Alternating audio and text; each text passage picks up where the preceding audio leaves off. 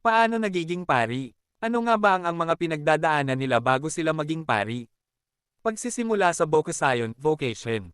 Ang pagiging pari ay isang Bokasayon o tawag mula sa Diyos. Karaniwan, nararamdaman ito ng isang lalaki sa murang edad, ngunit may iba na natatawag sa mas huling bahagi ng kanilang buhay. Mahalaga ang discernment o pagsusuri kung tunay nga bang ito ang tawag ng Diyos para sa kanya. Pagpasok sa seminaryo. Ang isang gustong maging pari ay kailangang pumasok sa seminaryo, isang institusyon na naghahanda sa mga lalaking nais magpari. May dalawang uri ng seminaryo. Minor seminary para sa high school level. Major seminary para sa college at theological studies. Edukasyon at pagsasanay. Ang edukasyong pampadi ay karaniwang tumatagal ng 8 hanggang 10 taon, depende sa antas at kurso.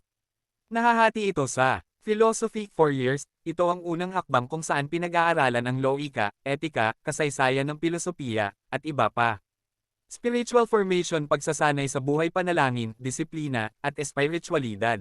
Pastoral formation, pagpapraktis sa gawaing pastoral, tulad ng pagtuturo ng katekismo, pagbisita sa may sakit at pagtulong sa parokya. Theology, 4 years, mas malalim na pag-aaral tungkol sa Biblia, doktrina ng simbahan, sakramento, at moral theology. Pagiging seminarista at pagsubok.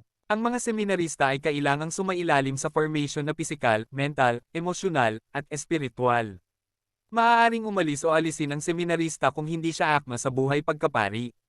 Pagiging deacon. Bago maging pari, itatalaga muna siya bilang isang transitional deacon, diakono, karaniwang 6 na buwan hanggang 1 taon. Sa panahong ito, maaaring siyang magpahayag ng homilya, magbinyag, at mag-assist sa misa. Ordination sa pagkapari. Kung pasado siya sa lahat ng formation at inaprubahan ng obispo, ordenahan na siya bilang pari sa pamamagitan ng sakramentong banal na orden, holy orders.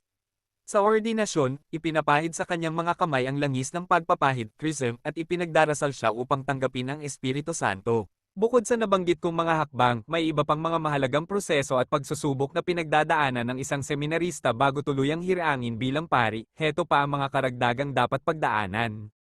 Psychological at medical evaluation. Tinitiyak na ang seminarista ay may malusog na pag-iisip at katawan upang kayanin ang buhay ng isang pari. Isinasagawa ito upang masigurong handa siya hindi lang espiritual kundi pati emosyonal at mental. Retreats at spiritual direction. Regular silang sumasailalim sa retreats, mga araw ng pananahimik at pagninilay upang mapalalim ang kanilang ugnayan sa Diyos. Mayroon din silang spiritual director, isang nakatatandang pari na tumutulong sa kanilang discernment at paglago sa pananampalataya. Apostolic or pastoral exposure. Bahagi ng kanilang formation ang paglilingkod sa mga komunidad o parokya, tulad ng pagtuturo ng katekismo, pagtulong sa mga outreach, o pamumuno sa mga prayer service. Ito ay para masanay sila sa tunay na gawain ng pari sa labas ng seminaryo. Panunumpa ng celibacy at pagsunod.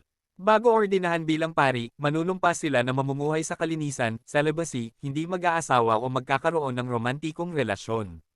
Manunumpa rin sila ng pagsunod sa obispo at sa simbahang katolika. Approval ng rector at obispo. Hindi basta-basta ordinahan ang seminarista. Kailangan niya ng endorsement mula sa rector ng seminaryo at pahintulot ng obispo ng diocese. Tinitingnan nila kung ang seminarista ay karapat-dapat sa pagkapari batay sa kanyang kabuoang formation. Public scrutiny, scrinium, bahagi ng proseso kung saan hinihingi ng simbahan ang opinyon ng publiko, lalo na ng mga kasamahan niya sa seminaryo o ng taong simbahan, kung ang seminarista ay nararapat at may mabuting asal. Ito ay para masigurong walang itinatagong isyo ang magiging pari. Sa kabuuan, ang pagiging pari ay hindi madali at hindi minamadali, isa itong mahabang proseso ng paghubog sa sarili, sa isipan, puso, kaluluwa, at kilos upang masigurong ang magiging pari ay karapat-dapat na lingkod ng Diyos at ng sambayanan.